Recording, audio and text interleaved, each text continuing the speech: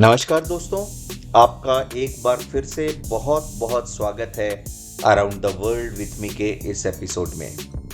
आज हम आपको लेकर के चलेंगे वेनेजुएला और वेनेजुएला में जो हम देखेंगे वो है एक कराकस का कैथेड्रल है और एक दूसरी जगह है ला बंडेरा जो कि एल टिग्रे नामक जगह में स्थित है।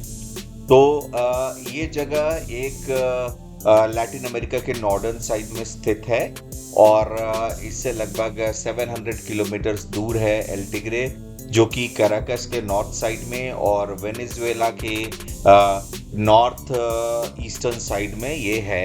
एक लैंड पर स्थित एक दूसरी सी जगह है यहाँ पर।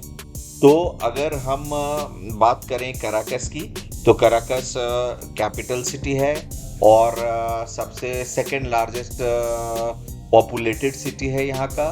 और ये एक वेनेजुएलन कोस्टल माउंटेन रेंज के वैली में स्थित है। तो एक तरफ तो इसके एक रिवर है जिस रिवर के किनारे है जिसको गुआरे रिवर कहते हैं और दूसरी तरफ माउंटेन रेंज है। तो यहाँ पर होटल्स की बात करें तो होटल्स बहुत सारे हैं, लेकिन यहाँ पर ट्रैवल के रिस्ट्रिक्शंस तो नहीं है, लेकिन ट्रैवल का थ्रेट हमेशा रहता है, इसलिए इतने ज़्यादा टूरिज्म यहाँ पर पनप नहीं पाई है। लोकल लैंग्वेज स्पेनिश है। आइए अब देखते हैं यहाँ के चर्च को, जिसको हम कराकस का चर्च भी कहते हैं। कराकस के कैथेड्रल को और कराकस कैथेड्रल को मेट्रोपॉलिटन कैथेड्रल या सेंट एने कैथेड्रल कहते हैं और ये एक रोमन कैथोलिक चर्च है जो प्लाजा बोलीवर, कराकस के प्लाजा बोलीवर में स्थित है। ये होली ट्रिनिटी का चैपल है और जो साइमन बोलीवर हुए थे उनके पेरेंट्स का और वाइफ का ये एक बरियल साइट भी है। और इस चर्च की बात करें तो चर्च को मिड 17th सेंचुरी में इस चर्च का निर्माण हुआ था, जिसको सेंट जेम्स ने निर्माण कराया था। और ये चर्च 1641 में एक अर्थक्वेक में बुरी तरह से डिस्ट्रॉय हो गया था, जिसको रीबिल्ड और रीस्टोर उसके बाद आगे किया गया है। तो चर्च के अंदर की बात करते हैं तो अंदर किसी भी यूरोपियन चर्च की तरह, क्योंकि ये स्पेनिश लोगों का इसमें इम्पैक्ट था, तो यूरोपियन चर्च की तरह भी इसकी पूरी की पूरी स्ट्रक्चर इसी तरह से है। हाँ, विंडोज़ इतने ज़्यादा बड़े इस चर्च में नहीं हैं। आइए अब यहाँ से ट्रैवल करते हैं हम एल टिग्रे में। एल टिग्रे के रास्ते बहुत ही ज़्यादा खूबसूरत हैं।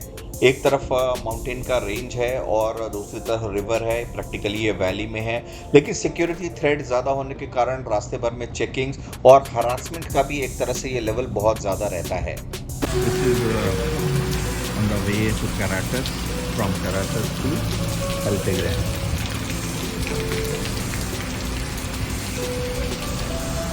El Tigre जा रहे हैं और here is my friend Munir. बात करते हैं एल टिग्रे में।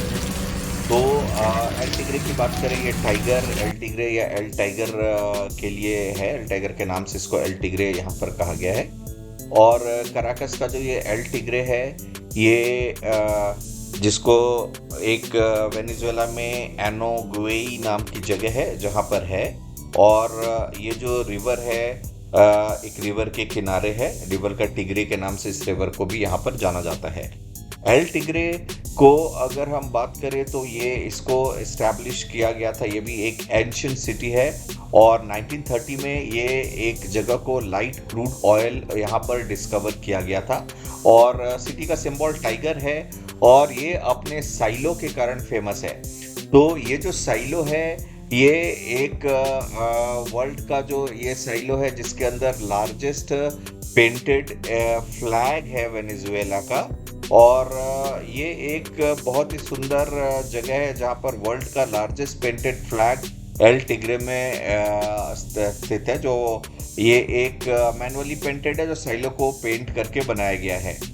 सिटी टाइड एंड क्लीन है, फूड एंड ड्रिंक्स अवेलेबल है, लेकिन इस पूरे सिटी का जो ये चार्म है, ये इसका ये साइलो ही है जो पूरे सिटी को सिटी के लिए टूरिज्म की जो थोड़ी बहुत संभावनाएं हैं उसके कारण यही एक जगह है जो इम्पोर्टेंट रहता है एल टिग्रे में। एल टिग्रे में एक सबसे बड़ा फ्लैग है, पेंटेड फ्लैग। और ये पेंटेड फ्लैग जो इन्होंने बनाया है ये एक गिनीज बुक में है।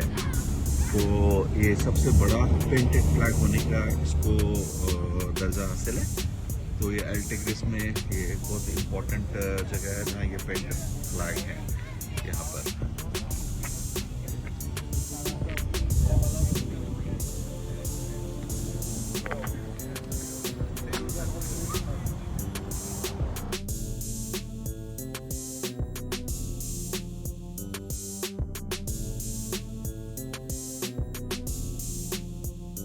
वेनेजुएला में जो लैंग्वेज बोली जाती है वो स्पेनिश है और यहाँ पर सिक्योरिटी कंसर्न ज़्यादा हैं। वैसे तो ये जगह ऑयल में बहुत ज़्यादा रिच है, क्रूड ऑयल में, लेकिन सिक्योरिटी कंसर्न ज़्यादा होने के कारण इमिग्रेशन में भी बहुत सारी दिक्कतें होती हैं।